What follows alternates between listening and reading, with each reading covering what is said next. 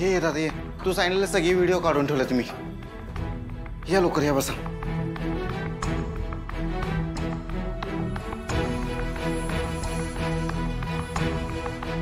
हे बघ.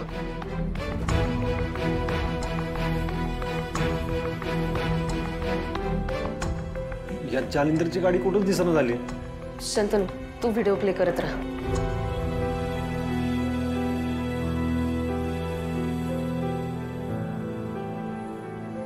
दादा, हे फुटेज बघायचं राहिलं होतं. ते हवा भरतात ना, तिथलं आहे.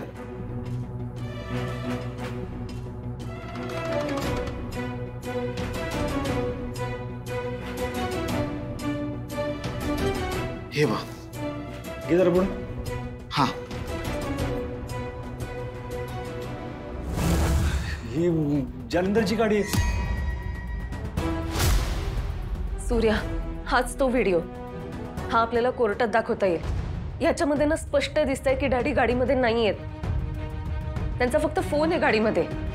तुळजा, दिव्याची कृपा झाली म्हणायची. सध्या लवकरात लवकर हा व्हिडिओ आम्हाला पाठव. हा दादा.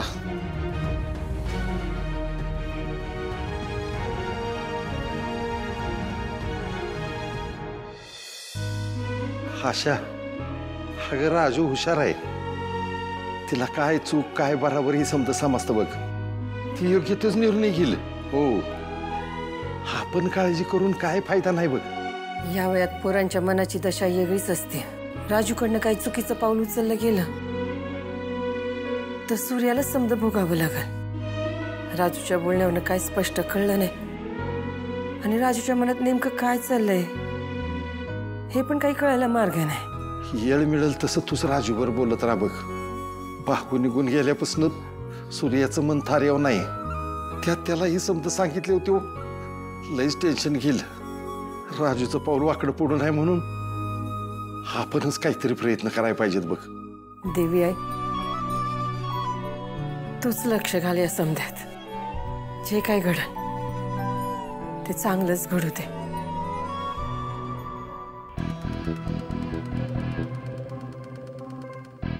मित्रबाई, ह्या इथंच गाडी थांबली होती. तिथून पुढे मी डायरेक्ट भोंगाट पुण्याला गेलो. चल भोंगाट आतमध्ये आता.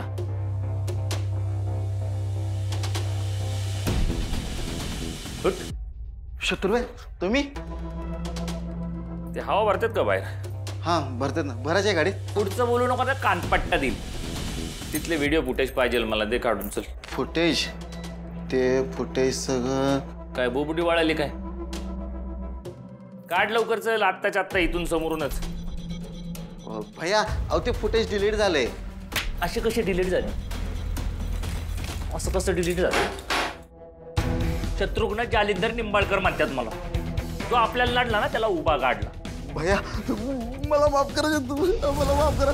सगळं फुटेज आहे. सूर्य घेऊन गेला सगळं फुटेज. तुला माफ करतो. खरं सांगतोय भैया. सूर्या इथं येऊन गेला. होय. आणि तू त्याला फुटेज दिलं. तो म्हटला की फुटेज दे, नाही तर तुला जेलमध्ये टाकेल.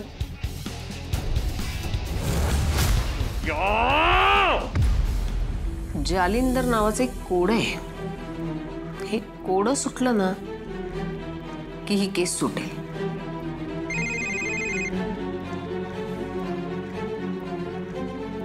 हा सूर्या. कालिंदी मॅडम, आम्हाला ते फुटेज मिळालंय आणि तुम्ही म्हणाला तेच झालं बघा. त्या गाडीत जालिंदर नाहीये. फायनली आपल्याला सबळ पुरावा मिळालेला आहे सूर्या. हेच हवं होतं आपल्याला. आता जालिंदरला फासावर लटकवण्यापासून आपल्याला कुणीही अडवू शकत नाही. मॅडम, आम्ही आता घरी चाललोय. लवकरात लवकर ते तुम्हाला फुटेज आणून देतो. हा, ऐक सूर्या, पण एकदम काळजी घ्या. हा, आपल्याला हे फुटेज मिळाले हे जालिंदरला कळता कामा नये. चाल. वाव, जालिंदर एवढंही अवघड कोड नाही असतो. पाणी.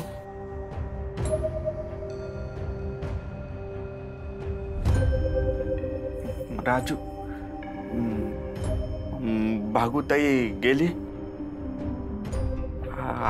आईने सांगितलं. खूप वाईट वाटलं. आम्हालाही वाटलं, पण काय करणार, तो तिचा निर्णय होता ना. पण तिने थांबायला हवं होतं. आमची पण तीच इच्छा होती, पण तिने जीव लावणाऱ्या माणसांपेक्षा रक्ताची नाती निवडली. आता तिच्या निर्णयाचा मान तर राखला पाहिजे ना. तिला ना हे घर आपलं कधी वाटलंच नसणार, म्हणून ती निघून गेली. असं कसं होईल राजू? हे घर परक असेल तरी बी आम्हाला आपलंसं वाटतंय. मग एवढी वर्ष या घरात राहणाऱ्या माणसांना हे घर परक कसं वाटू शकतं? ह्यो निर्णय तिने रागाच्या भरात घेतला असला तरी तिला हे घर एवढा सहजासहजी नाही सुटणार बघ. तिच्या आठवणी तरी कुठं आमची पाठ सोडणार आहेत?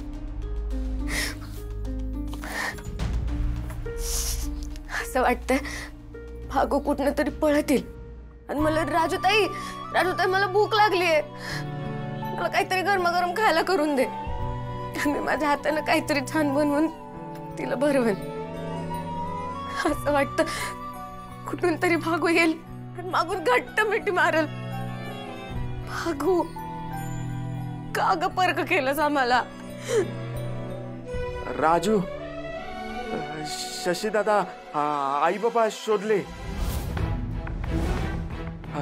भागूताई, शशी दादांनी आई बाबा शोधले. हा आई बाबा शोधले शशी दादा.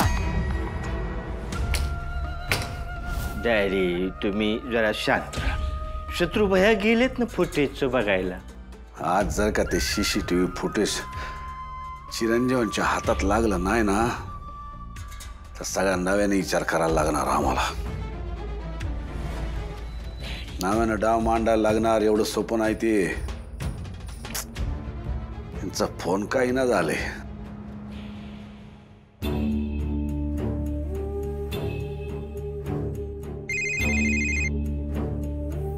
बोला चिरंजीव, झालं का काम? डॅडी घोटाळा झाला इथं. काय झालं? तो सूर्य आपल्या आधी इथं येऊन फुटेज घेऊन गेलाय. नाही नाही, या सूर्याने आमचा अंत बघितला. आता दाखवूनच देतो जालिंदर निंबाळकर कुठल्या थराला जाऊ शकतो ते. सूर्याच्या मनाची अवस्था मला बघवत नव्हती.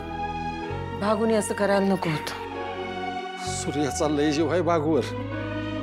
लहानपणापासून स्वतःच्या जीवापरास ज्यादा जपलंय त्यानं भागूला. भागूची कमतरता आता या घराला कायम जाणवत राहणार आहे बघ. तात्या बघू माझा फोन आहे का इकडं? अगं तिकडे कुठे ठेवलास का बघ. अगं राजू, कसली धावपळ चालली? काय झालं सांग तरी. अगं आई, प्रसादशी बोलताना आता भागूच्या आईवडिलांचा विषय निघाला आणि त्याच्या बोलण्यात असं कळलं की शशिकांत भागूच्या आईवडिलांना शोधत होता आणि प्रसादच्या खिशात भागूच्या फोटोचे जे तुकडे मिळाले ना ते त्याला त्याच घरात मिळाले असणार आहेत. हा, आता त्याला काही नीटचं सांगता येत नाही, पण नक्कीच काहीतरी काळं बेरं एवढं मला वाटतंय. राजू, मला भागूचा फोन आला होता. ती म्हणत होती त्या बेळगावकरांच्या बंगल्यात व्यवस्थित नाहीये काय. मला ना तिची काळजी वाटते. ती डॅडींच्या तावडीत तर नसेल ना, कारण तेच आपल्या वाईटावर आहेत ना सध्या.